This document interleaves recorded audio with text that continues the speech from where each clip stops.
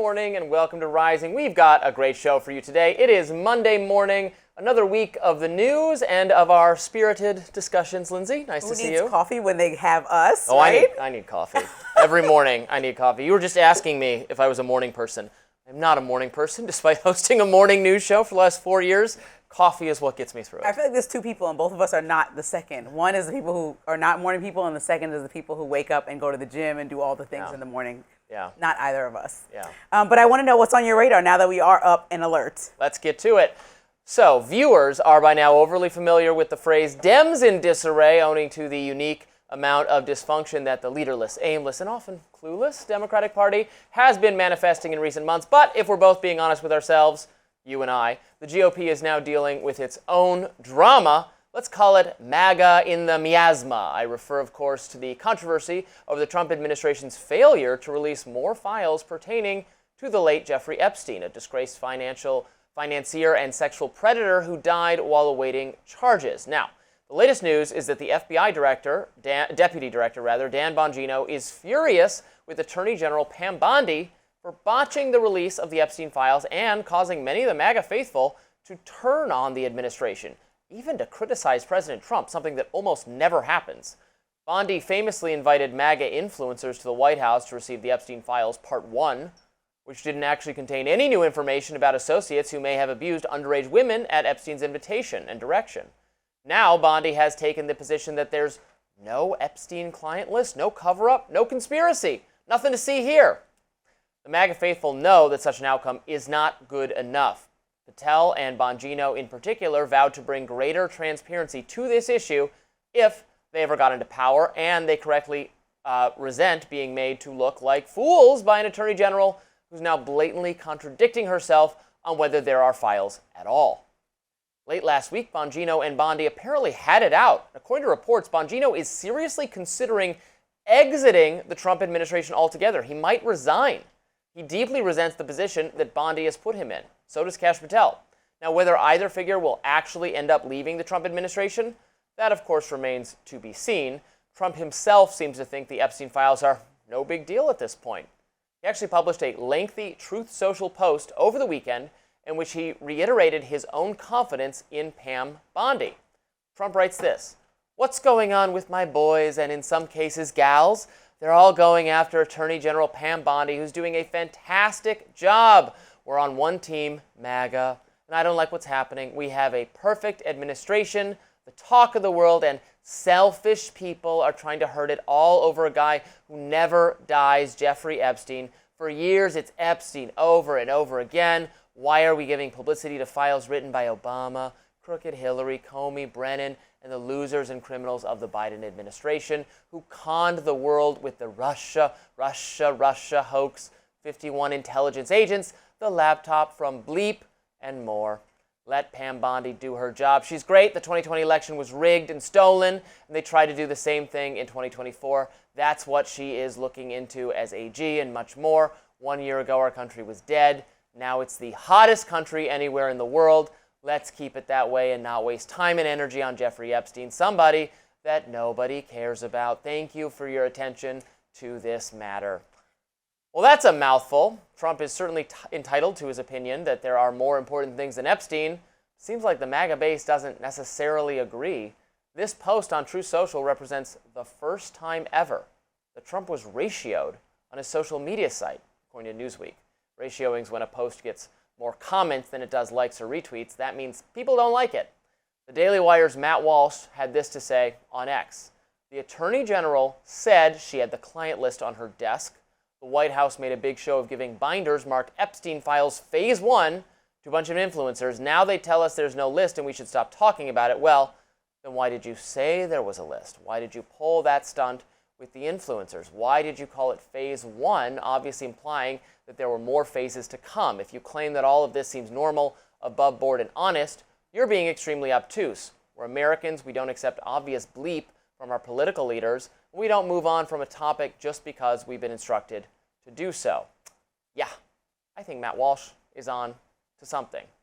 And it is really interesting, Lindsay. The kind of main rule of our politics for the last 10 years has been Trump's people, Trump's base does not turn on him, does not disagree with him. There can be internal disagreements among MAGA policy fights, but it's not about Trump being wrong. This is a rare circumstance where I'm seeing a lot of it on social media. People who love Trump, who supported Trump, are disappointed in what the administration is saying, is doing with respect to Epstein. I would say that the administration, not really Trump specifically, but certainly Bondi, and it's interesting he's sticking by her because she screwed this up. There's no way around it. She set the MAGA base up for disappointment. She could have said from the start that we think a lot of the files have been released and we're not sure there's all that much more. Could have said things of that nature, but set people up to be disappointed by the revelation so far. You can't deflect and then say, oh, look over here, let's talk about something else. Because two issues can be important, particularly to Trump's base. Because I don't think a lot of people outside of that were calling for this to continue going on, looking into the Jeffrey Epstein case. However, now that it's on the table, and now that we know a lot of people have asked to comb away the bureaucracy and get to the truth of the matter, the fact that this switch is just happening and he wants everyone to pretend like it shouldn't be a question is absurd. Also, blaming it on Obama and going down that list was also absurd.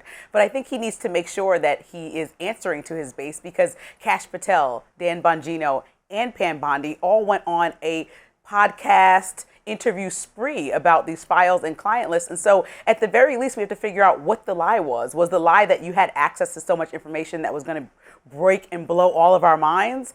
Or was the lie that you always been telling a lie and just egging people on and there's nothing in there? Or is the lie that you're covering up for someone? I think these are real questions, especially with that Wired article that came out last week that showed that software for editing, Adobe Premiere, specifically was used for the tape. Like, because I'm not Bondi even says that theorist. 1 minute of missing footage, she said, oh, that's every night they have 1 minute of missing footage because of the resetting of the cameras. That's what she said. And now we find out, yes, the tape was edited. Like, come on, guys. Nobody believes that there isn't more to this story, and you gotta give up more information, especially when you ran on that and you promised that. I do, however, find it interesting that Democrats are, for the first time ever, kind of interested in this story. We have to have two sides to everything. So now that the official MAGA administration, the Donald Trump position, is now nothing to see here. It's all overblown.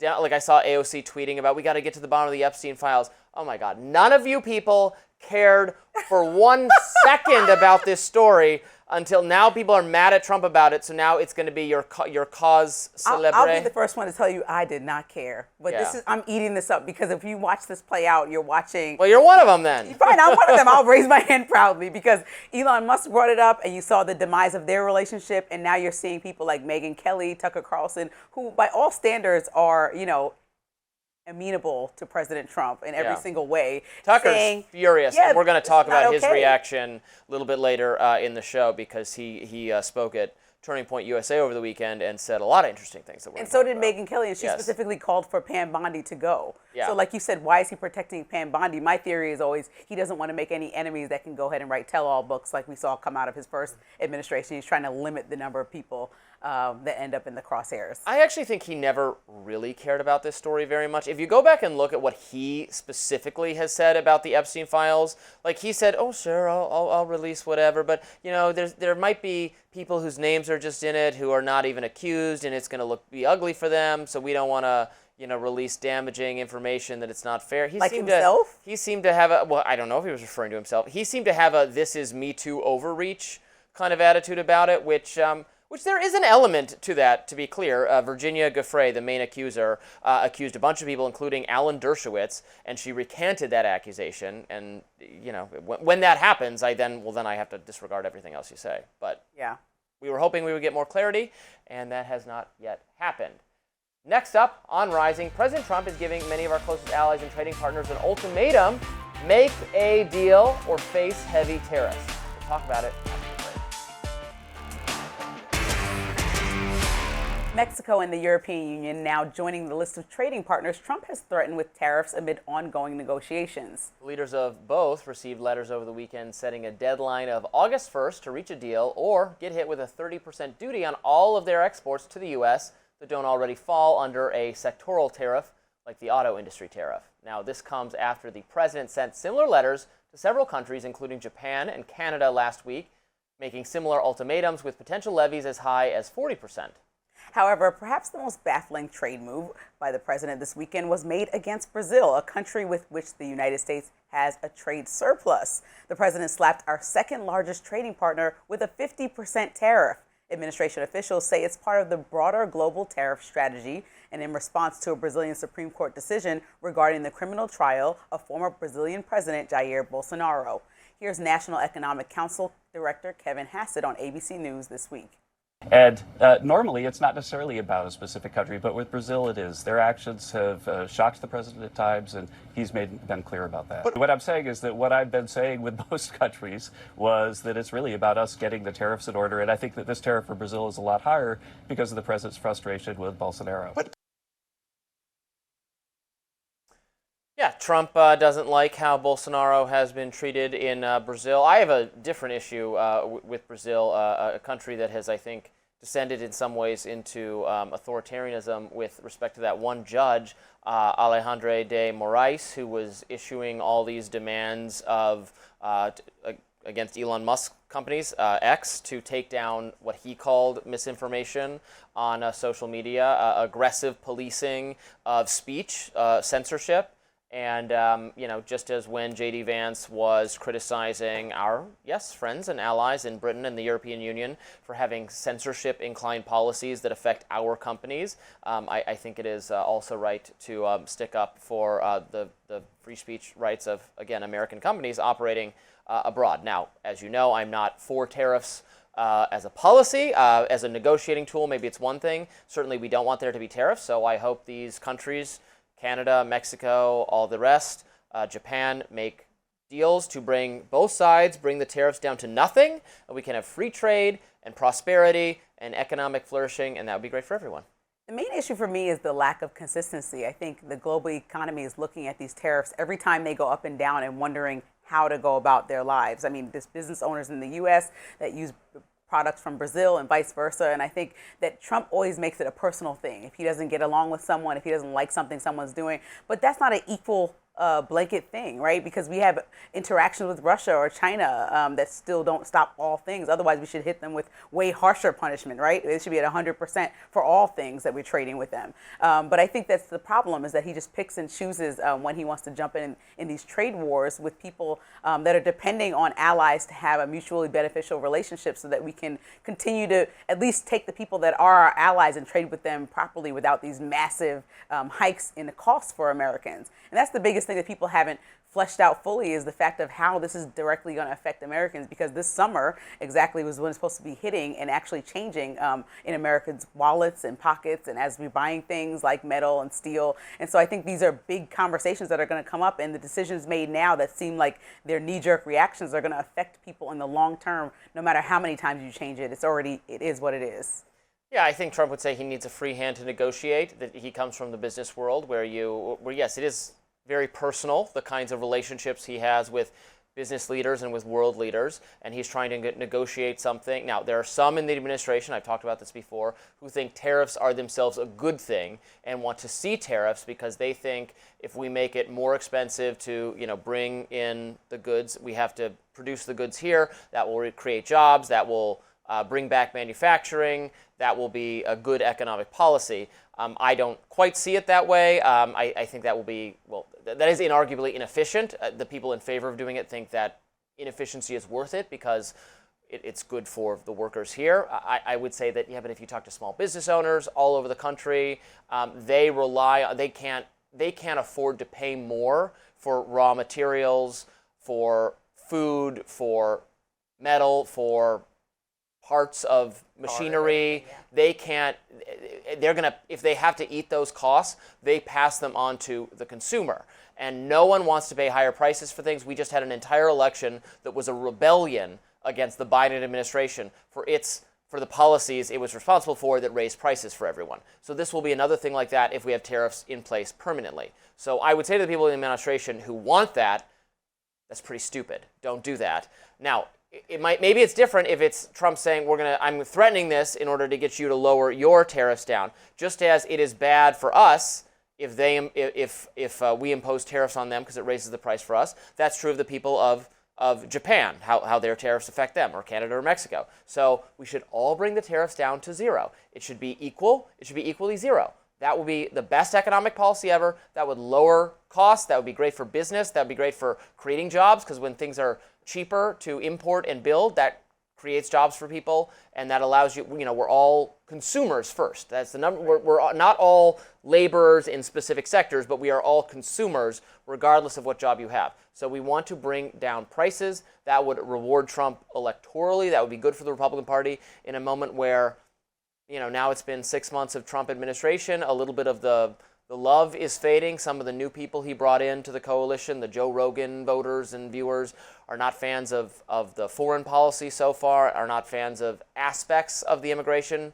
policy. I think there's a sentiment that some of the raids are going too far. I certainly share that. So getting the economy back on track would be a huge win to remain competitive or even win in the midterms. Especially for someone who said they were going to do that first thing when they got into the office, and people still feel, no matter all the numbers that we might see come out, people feel like their wallets are not as healthy as they were a few years ago or even in his first term.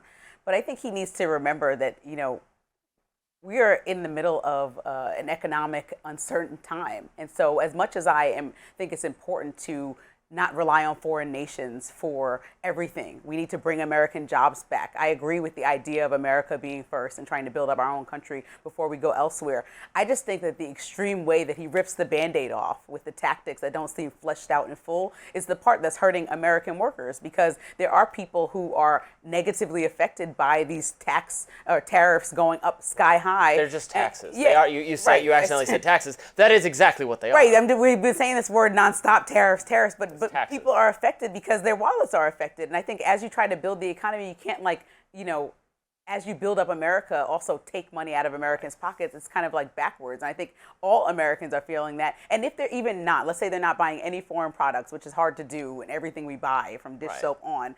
But let's say they're not, they still are looking at what's going on in the headlines every day and being less confident in what the strategy is. Because I think what was touted on the campaign trail was very much, I have this under control. A lot of things that Biden didn't have under control are within my reach to fix within weeks or months. And I know we're still early in his presidency, but 6 months in, and we saw that report card grade that he got a couple months ago, it's not doing that great, specifically on the economy.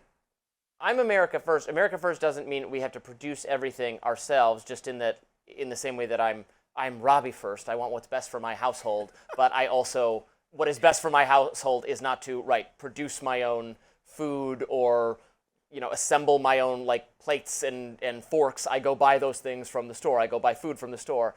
America first doesn't mean autarky. Doesn't mean North Korea is North Korea first. They don't engage in commerce and trade with anyone else, and as a result, they have crippling poverty and despotism. When you become so, you don't have to be so self-reliant. We shouldn't be taken advantage of by other people, just as you don't want to be taken advantage of in the marketplace. That doesn't mean you not engaging at all is just not an economic policy. It's not an economic policy for the 21st century. It's an economic policy from the Middle Ages, with all the poverty that results from that.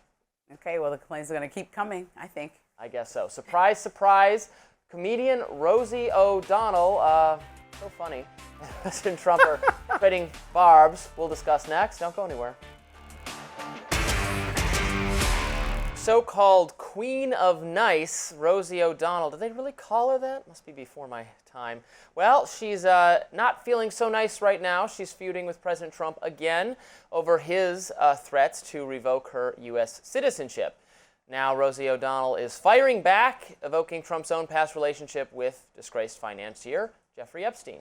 It all started when Trump lashed out this past weekend on O'Donnell on Truth Social, writing, quote, "Because of the fact that Rosie O'Donnell is not in the best interest of our great country, I am giving serious consideration to taking away her citizenship. She's a threat to humanity and should remain in the wonderful country of Ireland if they want her."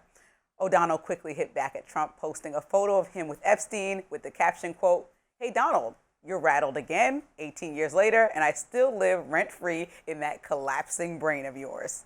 This is the latest in a years-long feud between O'Donnell and Trump that goes all the way back to 2006. You might recall these infamous words from Trump for O'Donnell. Let's watch. But Rosie's a slob. She's crude, she's tough, she's arrogant, she's pushy, she's disgusting. In certain ways, she's a degenerate. You've called women you don't like fat pigs. dogs, slobs, and disgusting animals. Your Twitter account... Only Rosie O'Donnell. It's important to note a U.S. president does not have the authority to revoke a U.S. citizen's citizenship. And he knows that, right? This is like a 1967 Supreme Court decision. He doesn't even have the opportunity. But what this screams loudly is the ego attached to the executive power, whether you like Rosie O'Donnell or not. You don't want your president screaming on Truth Social that you're going to try to revoke their citizenship because that is against the law and out of his range of power. And I think that that should be a problem for everyone, whether you like Rosie or Trump. You should say, hey, let's not threaten Americans with revoking citizenship. Yeah, obviously he shouldn't do that. But you're smirking. Well, okay, he has disliked Rosie O'Donnell for 20 years or more. It's not, I don't actually feel that she's threatened. Like, at this point, it's a feud that predates him in politics, right? This is a reality TV, this is an entertainment feud. I don't even know what the origin of it is. Is it from The Apprentice or from before?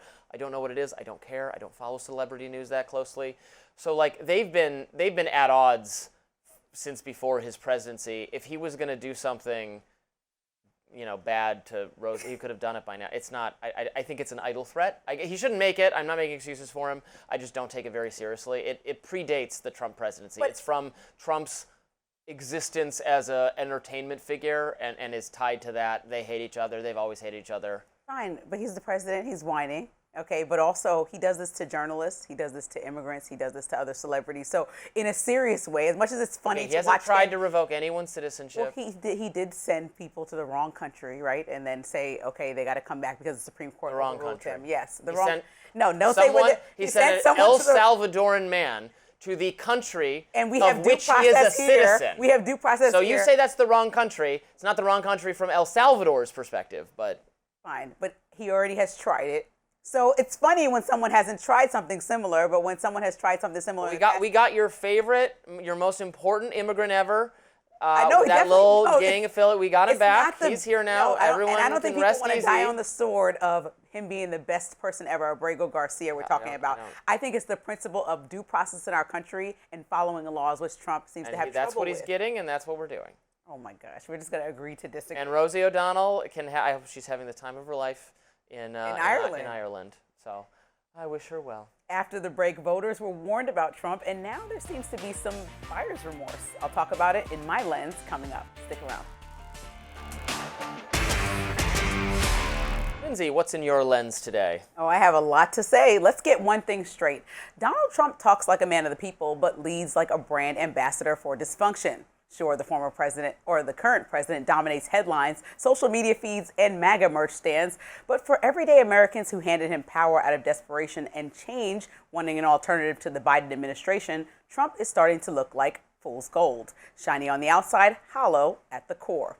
So back in April, a PBS Marist poll gave Trump an F for his first 100 days back in office. And let's be honest, that grade feels generous. While immigration remains the one consistent drum he bangs, even that is more performance than policy. Yes, border crossings are down, but the cruelty, confusion, and lack of transparency surrounding it has many Americans saying, not like this. Even conservative voices are turning up the volume. Patrick Bet-David, a 3-time Trump voter and popular right-wing podcaster, called the administration's handling of Jeffrey Epstein case the, quote, biggest fumble so far. Take a look. I'm a supporter. 3 times I voted for this man. This is by far the biggest fumble of the administration they've had thus far. Why are you fumbling this? Why are you not having an emergency meeting together to conversate and say, hey, we're going to be on the same page with messaging on this?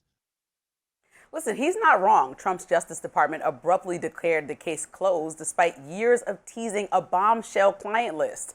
Then there's the tariff tirade. In true Trump fashion, he slapped a 30% tariff on imports from the EU and Mexico, blindsiding allies who had been negotiating in good faith. This is economic whiplash. One day you're at the table, the next you're dodging a trade war. Even Mexico, a country that's learned to hold its diplomatic breath during Trump tantrums, called the move, quote, unjust. The same Mexico that helped us in a time of need, sending water rescue teams and firefighters to Texas just a few days ago after the horrific floods that killed at least 129 people. You think I made my point by now, but no. According to a brand new YouGov Economist poll, Support for Trump is plummeting among black voters. You know, the people once considered the potential swing bloc in 2024. In May, 22% approved of Trump. By July, just 15%. So what's driving the dip? The economy. Black voters, like most Americans, are tired of instability, rising prices, and Trump's carnival-style economic policy. Here's the kicker. The same voters who voted for Trump and gave him a shot because they wanted real change, let's say lower costs, better jobs, stronger communities, are starting to see through the illusion. Not to mention, we entered a 12-day war with Iran that no one wanted, and the big, beautiful bill that inevitably will add billions to our deficit, you hear that, fiscal conservatives, and leave almost 12 million Americans without insurance. Don't take my word for it. Let comedian and podcaster Andrew Schultz, a proud 2024 Trump voter, tell it. I voted for none of this. He's doing the exact opposite of everything I voted for. Yeah. I want him to stop the wars. He's funding them. I want him to shrink spending, reduce the budget. He's increasing it. It's like everything that he said he's going to do, except sending immigrants back. And now he's even flip-flopped on that, which I kind of like. But he's like, oh, well, we kind of need the people working in restaurants, and we need our farmers. Now, of course, it's convenient for Schultz to play confused because he probably didn't bother to review the Project 2025 initiative, you know, the one that everyone who was anti-Trump was warning about for the entire last election season. But I digress. The truth is Trump governs like a man who believes buzz is better than results and sound bites count more than substance. But voters are getting wise. The slogans are getting stale. The gimmicks are wearing thin. And the average American, they can't pay rent with fool's gold. Well, look, I agree with several of these criticisms of Trump. There are things I've said. I don't want economic chaos either. I don't agree with the tariffs. I think deporting criminal immigrants is very popular. It's his most popular issue. I think, you know, deporting people who are otherwise not causing anyone any harm and who are vital to our food sectors or others, I think that's kind of foolish. And yeah, so I agree with what you're saying. I guess my counter to it would be, what would the Democrats be doing if they were in charge? More of the same failed 4 years of Biden administration policies that were ruinous for our economy, and no better on the foreign policy. The foreign policy was as confused as ever. Well, I mean, that's convenient to always blame Biden, but to be the antithesis of everything Biden stands for and to run on that, and to really, to everyone else I look in and look like there's no clear, direct path, I think is part of the issue. It's that, you know, it's not about the old administration anymore. Everything is about Biden's health. Biden did this. He's still in the situation because of Biden. It's like, okay, but if it was good, then he would take all the credit. So which one is it? So we just need to figure out which policies he's actually following through on. Is he following through on Project 2025, which he said he still has no idea about and had nothing to do with? Project 2025 is such a boogeyman. It is just standard conservative policy. It is just what every Republican president plans to do. Come on, you read in full. That's a good way to just comb over it, but there's so much in there that was, and also there are leaders from Project 2025 that are in different positions within Trump's administration. It's not a secret plot. It's just conservative policy. People act like it's this weird blueprint that it's just the exact same things that conservatives have always wanted to do, like shrinking the Department of Education, making foreign policy more America first, cutting waste, fraud, and abuse, deporting illegal immigrants who are violent. It's just the conservative plan. There's nothing nefarious about it. The fact that Trump has no association to it and is doing similar things going down the list, but separately campaigned on different things, like to not add to the deficits, talk about how wasteful Democrats are. Elon Musk totally trying to embarrass him over this big, beautiful bill. I think there's so much, and I think that Andrew Schultz stuck out because Andrew Schultz is not a conservative podcaster, right? He's just a person, kind of like Joe Rogan, who made a decision in the election season and was going to be confident about it and said what he had to say. But I think the fact that he is looking back, even if he is playing, in my opinion, dumb, because I think he is well-read and understands what Trump actually was going to do if it aligns with the traditional conservative agenda. Let's take his word for it and say he really doesn't think this is so far-reaching. Then everything, the war that Trump criticized Biden over and his pullout of Afghanistan and the fact that he jumped in a 12-day war with Iran. I'm glad it was only 12 days. But still, I think it would have been forever if it was Democrats. No one. We wouldn't. Democrats wouldn't have jumped in the war, is what I'm saying. Okay, that's what I'm saying. I don't think that they would have jumped in the war. Okay. Well, we'll never know.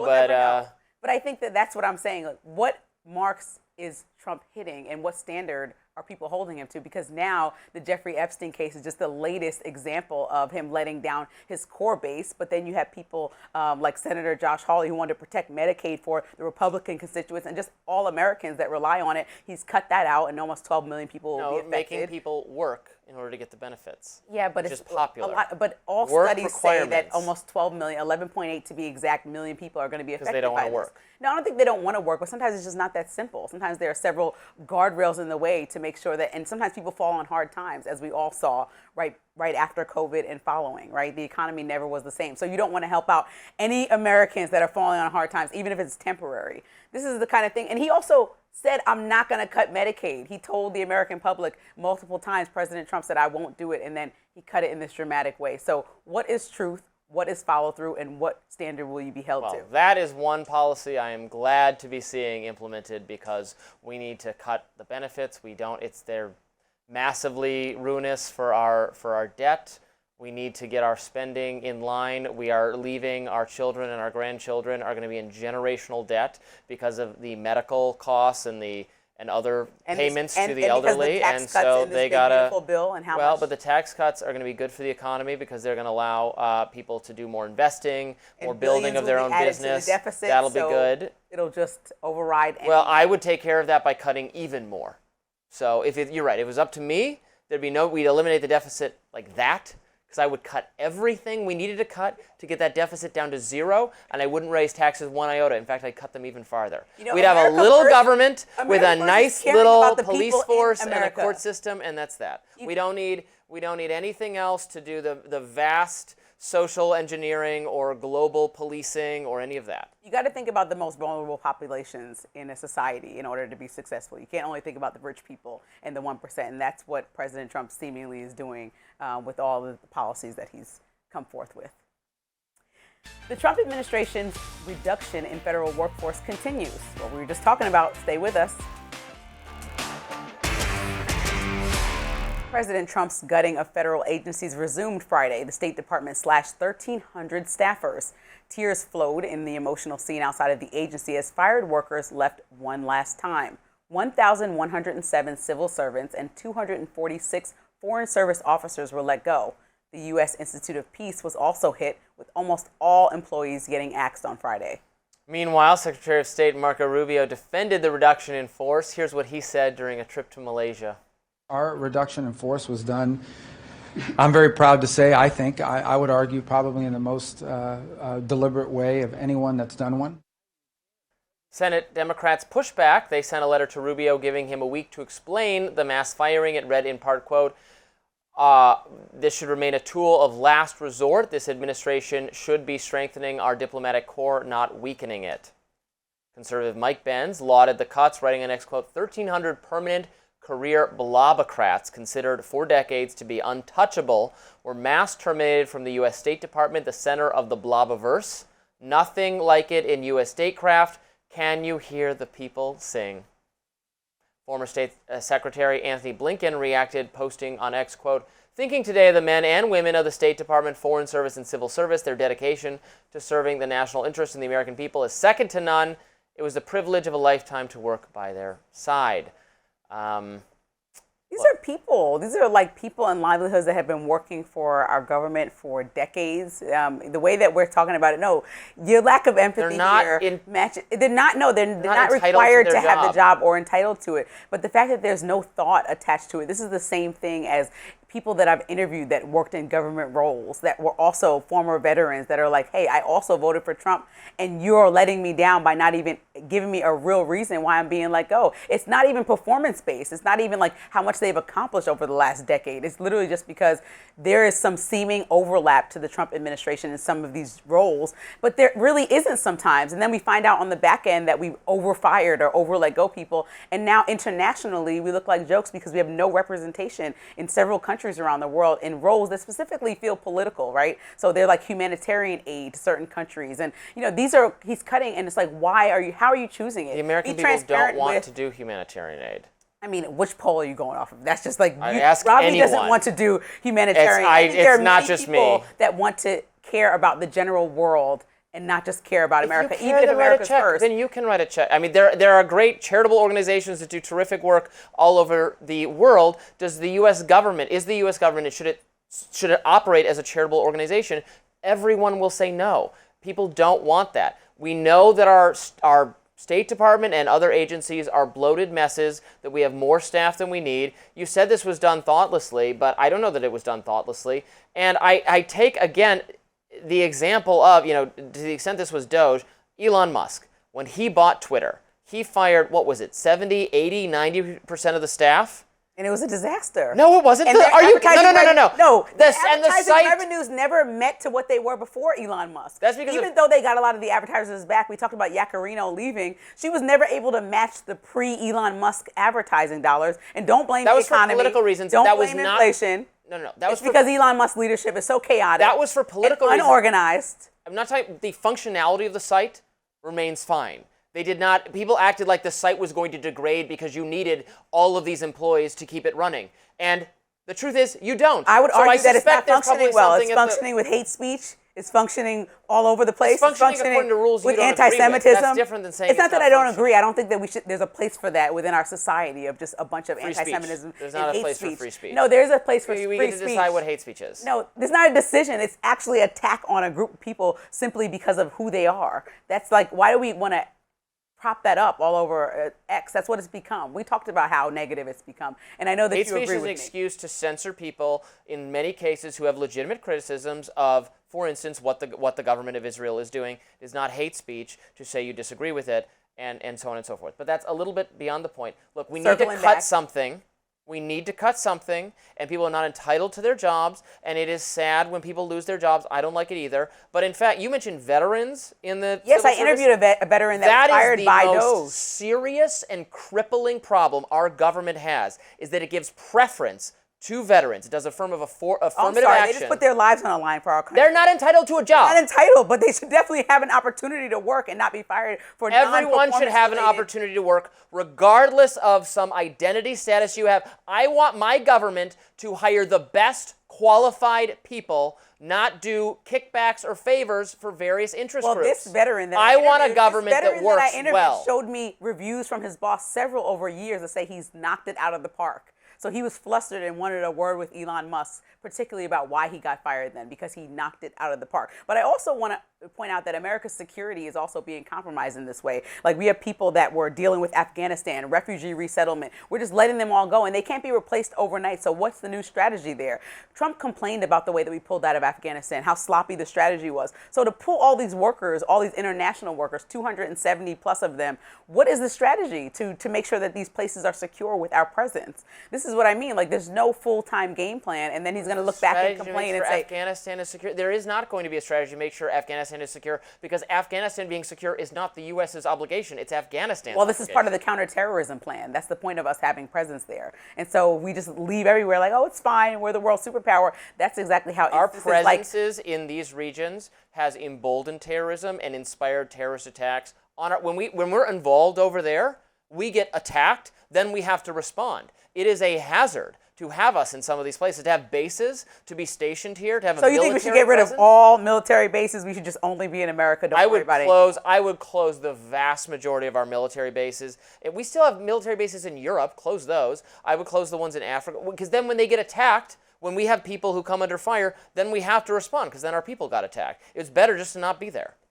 I don't know. And the American people agree with that. Ask them, poll them. And honestly, this isn't even a right-left thing. Tons of liberal people and left-leaning people say that America has been too involved overseas and want to, refocus it to build our economy at home. This is the kind of, it's actually nonpartisan and non-ideological. Everyone agrees on that, except the kind of people who work in Washington, D.C. in these jobs. They think, of course, we should have thousands and thousands of civil service members sprawled out all over the world, doing all sorts of policy in all sorts of countries. Does it serve American foreign policy interests? Who knows? And that's the ideology of the blob, to give credence to what Pence is saying, it's the ideology of the blob, it's not the ideology of the American people. The great thing is that we've tested this before, and we saw that Elon Musk not only had to bring back people's jobs that he cut under Doge when he tried to slash things with an axe, he realized that he made a mistake and then went in public and said, oh, I'm going to make mistakes. This happens. Just people's livelihoods we're talking about. No big deal. I'd rather cut too much than not enough. Yeah, but these are people that are struggling. It's not America first if you're just slashing jobs unnecessarily. That's what I mean. How is that America first? America is built of people. It's not some esoteric thing that's not affecting human beings. Like cutting all these jobs and then bringing them back is playing with people's livelihood, mental health, and so much. Can you recognize the difference between a government job, a job that is paid for by us, that we have no choice over whether we pay into it, or just a private sector job, just like, you know, the camera person's job at this show, we are not obligated to pay for. It's very sad if you and I or anyone who works in the private sector, they lose their job. That's sad for them. That's because the company makes decisions. When a government person is fired, again, that's compulsory that we pay into it. It's trying to make our government work in the same way. So even though we are funding it, it's trying to make our government work well, right? That's how we become the superpower of the world. It's trying to really continue that path. I think it works well by having a little less of that. Maybe we're going to agree to disagree. Next up on Rising, 2 new reports are detailing the alleged failures of the Secret Service regarding the attempted assassination on Trump and Butler. We'll be right back after this. 2 reports are highlighting the apparent failures of the Secret Service regarding the attempted assassination of then presidential candidate Donald Trump a year ago. The first was by the Homeland Security and Governmental Affairs Committee. Now, this report says that the Secret Service, quote, denied or left unfulfilled at least 10 requests from Trump's detail to bolster security. The resources requested include a counter-drone system, counter-snipers, and also a counter-assault team personnel. That report also alleges that a Secret Service agent failed to relay crucial info that agents on the ground needed. Local cops allegedly warned about Thomas Matthew Crooks, the alleged shooter, 25 minutes before Trump was shot, but the agent allegedly did not relay that info. That agent, however, says he was never warned about the person on the roof. Here's Senator Rand Paul, chairman of the committee on CBS. I think it was a cultural cover-up for the agency. They did not want to assess blame. They did not want to look internally, and they wanted to discount any of their actions that might have led to this. This was a cover your sort of moment. The other report by the Government Accountability Office found the Secret Service failed to share classified threat information with regard to Trump's safety to his detail. That report found the intel had been presented to senior officials 10 days before the assassination attempt. The GAO report reads in part, the Secret Service had no process to share classified threat information with partners when the information was not considered an imminent threat to life. Secret Service and local law enforcement personnel central to developing site security plans for the rally were unaware of the threat. This is really incredible and damning to my mind, these failures here. Almost unbelievable for 2025 and how far we are. Yeah, it was that close. I again saw, it is a year out. The assassination attempt was a year ago. Someone was killed. People were injured. Not Donald Trump. He was injured, not killed. The bullet this close to killing him. It is a, I don't know what various people believe in. It is an act of some kind of providence that it did not kill him. And this shooter was on a roof that was not secured, even though it was not from his distance, it was not like a miracle shot. It is a shot, a very makeable shot for someone with experience with firearms. So then why had the Secret Service not secured that? And the initial explanation, remember, presented that it was a sloped roof, so we couldn't do that. But they were on the Secret Service personnel that shot him were on a sloped roof. Yeah. So that doesn't make any sense. And he was seen, he was spotted and engaged with by police. Plenty of time to relay that information, get Trump out of there, get him down, right. And they didn't do that. And now we're learning that knowledge about threats was not shared or communicated because it wasn't imminent. What, days earlier? Is that what this is saying? Yeah, and I think this is just a massive communication failure, and also the punishment is not matching the gravity of the situation. Yeah. And, I try not to read comments. I listened to your advice, but I did read them on Friday, and people were like, I can't believe no one's saying that, like, this had to be staged, something was, and I'm like, I'm not gonna go down that conspiracy theory rabbit hole. There's no room for that conversation. No matter which side of the aisle you're on, you should always condemn any attacks on a potential or sitting president or anybody in politics, no, across the board. And so the fact that you mean left people? Yeah, left people were like, hey, why are you not saying that this could be a hoax? And I'm like, because I don't care what type of weird bandage he had on his ear, because that was weird. The point is that he was hurt, and we never want to see that happening. And Secret Service has one job, and that's to protect people in political high levels, but also most particularly the president of the United States, or someone who may be the president. And so I think that was a huge missed moment for them, and the repercussions are not matching. Even the person who reportedly found out about the Secret Service agent who found out about the report of someone being on the roof 25 minutes in advance and says he didn't communicate, it's like a miscommunication. That person wasn't disciplined or fired. He allegedly quietly retired in June. And I don't have the full details of that, but like it seems like there's a sweeping of the rug going on with people having 45 days max suspension. The gravity again does not match of the situation, doesn't match the punishment at all. Yeah. Like this is the time where somebody should be fired, not in Doge. This is a good time for somebody to be fired. But to get ideological about it though, maybe that goes to show that it is difficult to fire people or discipline people in government service because they have certain protections. I mean, that is true. You're not going to fight me on that, right? That is the case. Possibly, but I think that this was one of those exceptions to that rule where at least a few people should have been fired. And I know initially the head of Secret Service stepped down, saying this was like a gross miscalculation. She correctly stepped down. But that's not enough. She was the one who provided those excuses, the sloped roof. Right. Oh no, a sloped roof. It's like we're incapacitated. And I think people don't understand how often these attacks on a potential president or president happen. They just get intercepted. So it's not big news, not making headlines. But the fact that he was grazed by a bullet just shows how easily, the scales can tip if people are not doing their exact job and following specific protocol that we put in place after 9/11 to even make the country even more secure. So the fact that they missed all those steps, it seems like somebody needs to be more than slapped on the wrist. And it's not just about Trump. Many political figures, presidents have come under assault by would-be assassins. We've obviously had multiple presidents assassinated in our history, and we've had attempts on even in the last couple decades of presidents, not Biden, Obama, and Bush, but before that, and Clinton, but before that there were assassination attempts. So it's very, very important to be vigilant on that. That does it for us today on Rising Live.